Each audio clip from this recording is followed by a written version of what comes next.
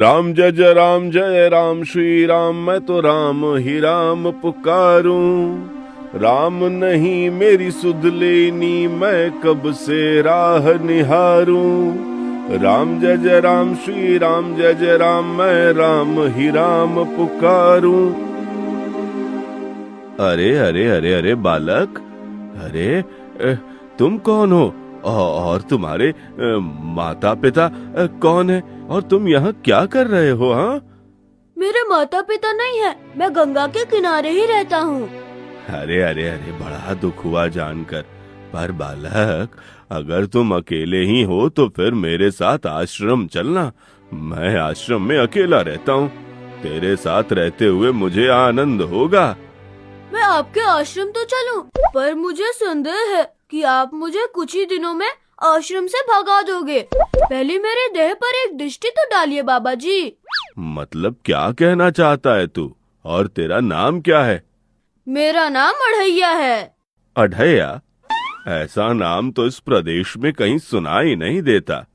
अरे नाम का किसी प्रदेश से क्या संबंध? इस आयु में भी मैं 2.5 किलो की बाटी अकेला भक्षण कर जाता हूँ, और उसके साथ साग, भाजी, दाल, चावल, मिठाई ये सब अलग से खाता हूँ। इसी कारण लोग मुझे अढ़ैया कहते हैं। अरे बच्चा, आटा, दाल, फल और सब्जियों से भरे सभी पात्र सहेज कर रखे हुए हैं। तुझे जितना खाना हो उतना खाना। और तेरा ये अढ़ैया नाम भी मुझे बहुत लुभावना लगा। चल, अब मेरे साथ आश्रम चल।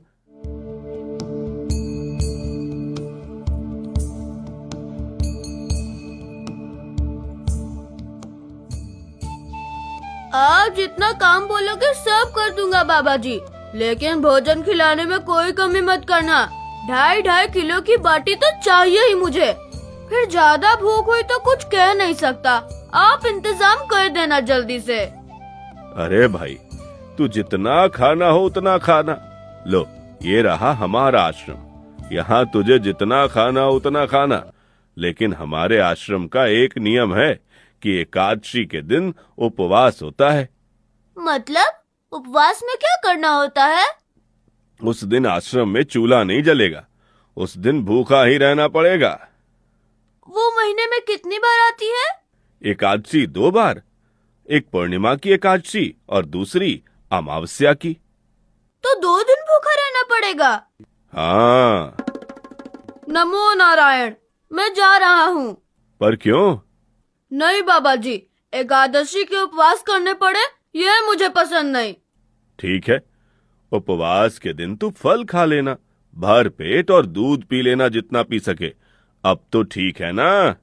नहीं बाबा जी, बाटी तो चाहिए ही 2.5 किलो की, वरना मेरी भूख नहीं मिटेगी। पर आश्रम का नियम है। वो जो भी नियम हो, या तो नियम सुधारो या तो मुझे जाने दो। तो ठीक है, तू चाहे जितना भोजन कर, पर आश्रम में चूल्हा नहीं जलेगा। यदि तेरी यही इच्छा है तो तुम्हें अपना भोजन स्वयं ही बनाना होगा। कहो, क्या तुम्हें भोजन बनाना आता है? मुझे बचपन से ही गरीबी ने अनेक कलाएं सिखा दी है। रसोई बनाना भी मुझे भली भांति आता है। तो फिर आटा सब्जी लेके आश्रम से दूर जंगल में जाके वहां रसोई बनाकर पा लेना।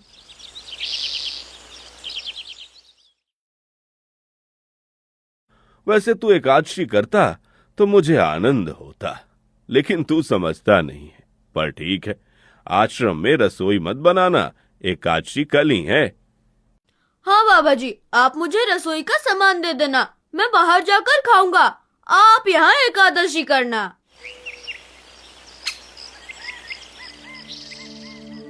बेटा, अभी भी कह रहा हूँ, आश्रम के नियम का उल्लंघन मत कर।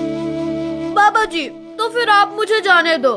तो एकादशी के दिन ये सब कर रहा है, उसमें मैं मना नहीं करता।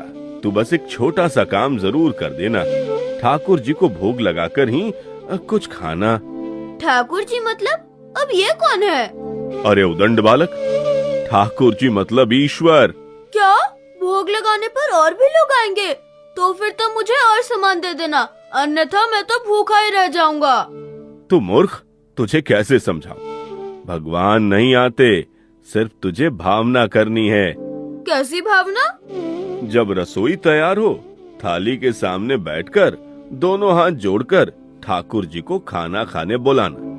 मेहरबानी करके इतना नियम पालन करना, ठीक है? ये लड़का ठीक है, लेकिन एकादशी की होती तो कितना अच्छा होता।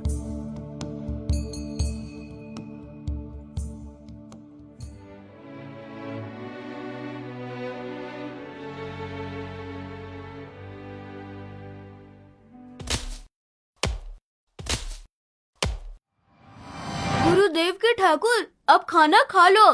स्वामी, भोजन तैयार है, कृपया आइए। प्रभु, आप इतनी जल्दी किस और प्रस्थान कर रहे हैं? सब कुछ ठीक तो है? देवी, चिंता मत करो। मेरा एक भक्त गहरी श्रद्धा से मेरा स्मरण कर रहा है। मैं शीघ्र ही लौट आऊंगा। आपका जाना तो आवश्यक होगा ही प्रभु। बस जल्द वापस आ जाइए, मैं प्रतीक्षा करूंगी। अवश्य देवी, मैं अपने भक्त का मन शांत करके तुरंत वापस आ जाऊंगा। गुरुदेव के ठाकुर, आप खाना खा लो। ओ भैया, आप कौन हो? मैं ही तुम्हारे गुरुदेव का ठाकुर हूँ। तुमने मुझे इतने प्रेम से बुलाया कि मुझे आना ही पड़ा। गुरुजी के ठाकुर? बाबा जी तो कहते थे ठाकुर जी नहीं आते, और आप तो मेरे थोड़े से बुलाने पर ही चले आए। बाबा जी ने मुझे ठगा है, और आपने भी। अरे ठाकुर, कुछ तो मर्यादा रखी होती। तुरंत दूसरे की बनाई रसोई पर टपक पड़े। अब लो, खा लो।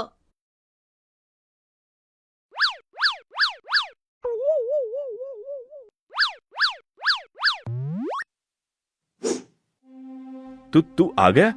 तूने एकादशी नहीं की? मुझे अच्छा नहीं लगा। भरपेट खाया तूने? मैं खाऊं क्या? वहाँ तो ऐसा लग रहा था जैसे पूरी रसोई जादू से गायब हो गई। सब उड़ा उड़ा के खा गए और मैं बस देखता रह गया। ये आपके ठाकुर मान मर्यादा और विवेक कुछ समझते भी हैं, या यूँ मुझे परेशान करने की ही ठान रखी है आप दोनों ने? एक तो तूने एकादशी नहीं की, और ठाकुर को क्यों अपवाद कर रहा है? हाँ? अरे तो अब मैं क्या करूं? आपने जैसा कहा था वैसे ही मैंने हाथ जोड़कर बोला, गुरुदेव के ठाकुर पधारो। और हुआ क्या? जैसे पहले से ही तैयार बैठा हो, आते ही सीधे खाने पर टूट पड़ा। मैं अपनी बात पूरी भी नहीं कर पाया, और उधर तो सब चट साफ, पूरा का पूरा भूखा निकला। भगवान थोड़े तेरे पास आएंगे। एक तो खाना भी खा लिया और झूठ भी बोल रहा है। मैं झूठ नहीं बोलता बाबा जी। हाँ,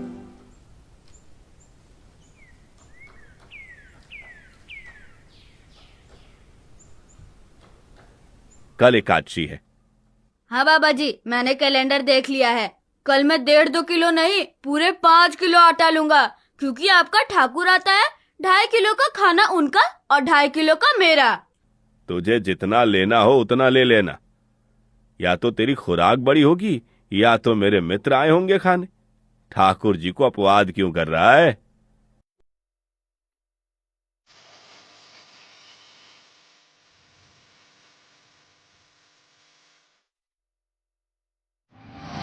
गुरुदेव के ठाकुर, अब खाना खा लो। अकेले अकेले कहाँ जा रहे हो स्वामी? मेरा एक भक्त मुझे भोजन के लिए बुला रहा है। तो फिर मुझे भी साथ ले चलें। पर जानकी, वहाँ पर 2 लोगों के लिए भोजन की व्यवस्था नहीं है। कोई बात नहीं, जितना भी होगा हम आधा आधा बांट लेंगे। ठीक है, चलो। पर वो लड़का कुछ भी बोले, उसकी तरफ ध्यान मत देना। गुरुदेव के ठाकुर, अब खाना खा लो। ठाकुर, ये बहन कौन है? ये बालक मुझे बहन कह रहा है। जानकी, तुम शांत हो जाओ और भोजन ग्रहण करो। ठाकुर, ये है कौन? ये मेरी पत्नी है। ओह, तो आप शादीशुदा हैं। घर में तो खाना था ही नहीं और आप चले आए। अरे आने से पहले बता तो देते ना, जरा सी अकल है कि नहीं?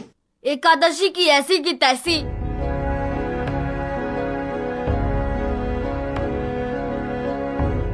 आज क्या हुआ? मुझे ज्यादा बुलाओ नहीं, और इनका परिणाम अच्छा नहीं आएगा बाबा जी। पर क्या हुआ? आपको तो सब पता होगा ना कि ठाकुर तो आएगा, लेकिन वो शादीशुदा है। ये बात भी बतानी चाहिए थी ना। शादीशुदा है मतलब? हाँ हाँ, अब नादान मत बनिए बाबा जी। दोनों पति पत्नी आए थे, निर्लज और चुपचाप हंसते थे। मैं कितना भी गुस्सा करूं, पर उनको कोई लेना देना ही नहीं। दोनों खाकर चले गए।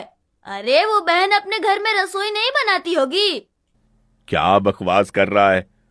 तुझे कुछ हो गया है क्या? ठाकुर तेरे पास थोड़ी ना आएंगे।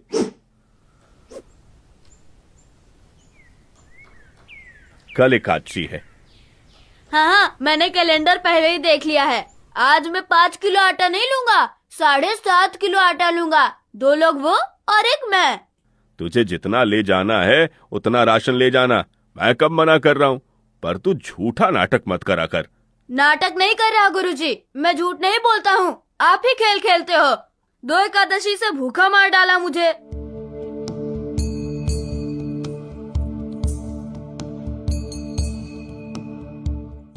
गुरुदेव के ठाकुर, अब खाना खा लो।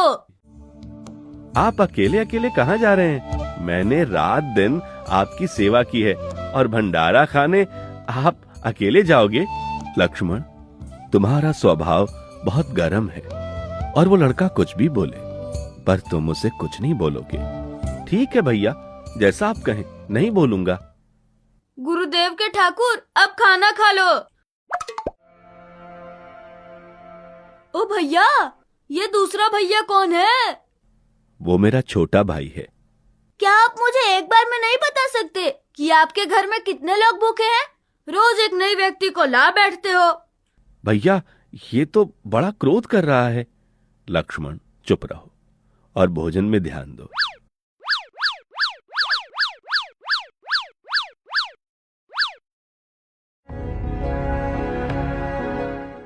आज तो ठीक से खाना खाया ना? मुझे गुस्सा मत दिलाओ बाबा जी। पता नहीं इस बच्चे की क्या समस्या है। कल एकादशी है। हाँ बाबा जी, मैंने कैलेंडर में देख लिया है। आज मैं 10 किलो आटा लूंगा। 10 नहीं, 20 किलो राशन ले जा। लेकिन तू झूठ बोल के ठाकुर का अपमान मत कर। आप मेरी बात कभी नहीं मानोगे। मैं झूठ नहीं बोलता। गुरुदेव के ठाकुर, अब खाना खा लो। आज मैं भी आपके साथ जाऊंगा प्रभु। चलो हनुमान, वहाँ कुछ बोलना नहीं, चुपचाप भोजन पा लेना। गुरुदेव के ठाकुर, खाना खा लो। ठाकुर, अब ये दूसरे भैया कौन है? वो मेरा सेवक है। सब कुछ यूं ही छोड़कर अड़ैया क्रोधित होता हुआ आश्रम की ओर चल पड़ता है। कुछ दिन बीते और फिर नई एकादशी आने वाली थी, मगर अब अड़ैया का सब्र का बांध टूट चुका था। कल एकादशी है। हाँ, मैंने कैलेंडर पहले ही देख लिया है। आज मैं 12.5 किलो आटा ले जाऊंगा। कुछ भी हो जाए, आज उन लोगों को छोड़ूंगा नहीं। मन में ऐसा विचार करते हुए अड़ैया रसोई बनाने जंगल की ओर निकल पड़ता है। गुरुदेव के ठाकुर, अब खाना खा लो। अरे यार, आज तो तूने कुछ बनाया ही नहीं। अब ऐसा ही होगा। आपके भैया को बोलो लकड़ियाँ काट के लाए, और इस पवन पुत्र को बोलो आग जलाए। आपकी पत्नी को बोलो रसोई बनाए, और आप उन्हें मदद करो। और भोजन तैयार हो तब मेरी थाली अलग करके फिर अपना पाना। मैं वहाँ बैठा हूँ। अरे, तेरी बनाई हुई रसोई तो हम पिछली 4 एकादशी से पा रहे हैं, लेकिन आज हम तुझे खिलाएंगे। हनुमान, तुम लक्ष्मण को साथ ले जाकर लकड़ियां काट लाओ।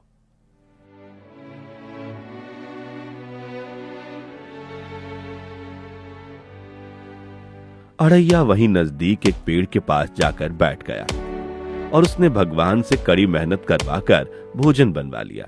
अब जब भोजन बनकर तैयार हुआ तो ठाकुर जी बोले, अड़ैया, अब आ जाओ। पहले मेरी थाली अलग कर दो। अरे यार, तुझे जितना खाना हो उतना खाना, लेकिन पहले हम ठाकुर जी को भोग लगा देते हैं। पर ठाकुर को भोग लगाना कहाँ बाकी रह गया? आप ही तो हर एकादशी के दिन आते हो। अड़ैया, जैसे तेरे गुरु का ठाकुर मैं हूँ, वैसे मेरा भी कोई ठाकुर है। तो अब वो भी आएगा? अरे अड़ैया, कोई नहीं आएगा, पर हमारा भी नियम तो होगा ना, तो जल्दी करो। हे अखिल ब्रह्मांड के ठाकुर, आप पधारो। स्वामी, बस एक और दाव और मैं जीत जाऊंगी। स्वामी, ये बिना मौसम की गुजरती हुई बारिश हमें क्या संकेत देती है? मेरे राम भंडारा कर रही हैं। ये बारिश हमें बुलावे का संकेत दे रही है। अगर राम जी भंडारा कर रही हैं, तो वहां तो व्यवस्था होगी ही। स्वामी, हम सब आएंगे। हाँ पार्वती, जाओ, कृतिमुख मेरे सभी गणों को बुलावा भेजो। जो नहीं आएगा उसे मैं अपना नहीं मानूंगा। उनमें से एक दैत्य जाकर पूरे ब्रह्मांड में बुलावे की घोषणा करता है। कुछ ही देर में पूरी शिव मंडली वहां जाने को इकट्ठा हो जाती है। कुछ ही पलों में पूरी शिव मंडली अड़ैया की रसोई के पास पहुंच जाती है। इतना देखकर अड़ैया क्रोध से भर जाता है और मन में सोचता है, सबने मुझसे छल किया। क्या गुरुजी, क्या ठाकुर जी, और अब ये ठाकुर के भी ठाकुर जी। हे अखिल ब्रह्मांड के स्वामी, आज मुझ तुक्ष को अपने चरणों में स्थान दो। इतना देखकर अड़ैया मन में सोचता है, ये ठाकुर तो खुद ही इनके चरणों का दास है। मेरा सब किया व्यर्थ गया। असली ठाकुर तो ये लगते हैं। अच्छा होता कि पहले ही मैंने इनको भोजन पर बुलाया होता, तो बीच में ये भूखड़ ठाकुर से तो बच जाता। आइए प्रभु, पलंग पे बैठिए। आओ अड़ैया, बैठो। मेरा आज एकादशी का उपवास है। अरे बैठो तो सही।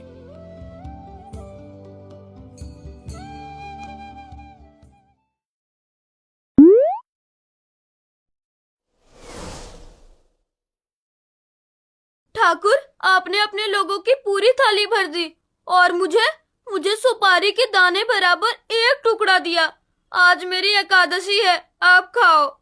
अरे अड़ैया, तू चख तो सही। तेरी बनाई रसोई तो हम बेटा रोज चखते हैं। आज तू इतना तो चख ले। अरे ये क्या हो रहा है मुझे? बचाओ बचाओ, बाबा जी बचाओ बचाओ।